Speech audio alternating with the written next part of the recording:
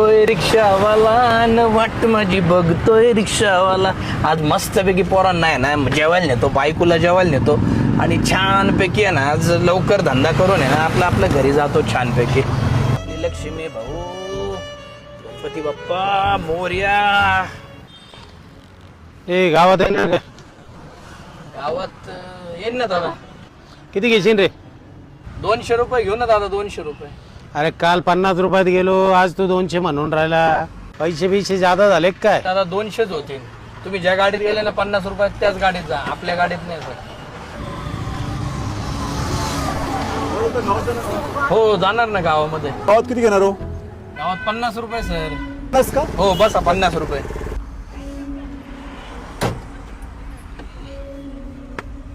अरे का हो? बाहेर काय झालं?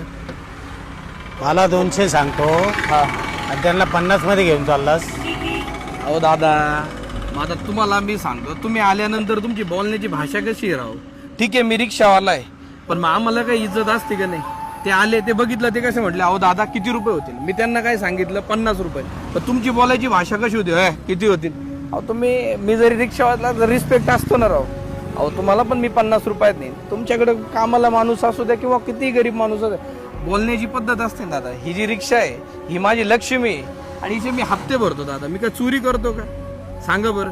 अहो तुम्ही प्रेमाने बोलले असते, तुम्हाला पण मी तेच सांगितलं असतं ना. विषय पैशाचा नाही हो, थोडासा तुम्ही रिस्पेक्ट, टेक रिस्पेक्ट जे म्हणतो आपण तसं राहायला पाहिजे ना. बसा, तुम्हाला पण नेतो 50 रुपयात.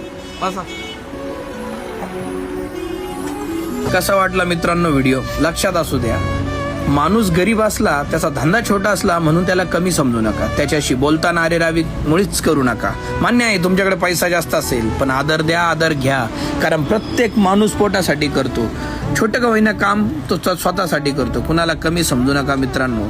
तुमच्याकडे असलेला पैशाच्या जोरावर कुणावर दादागिरी करू नका. कारण रावणाची लंका जळाली, तुम्ही आम्ही कोण आहे शेठ? चला, Ramkrishna Hari Mauli. Give respect and take respect.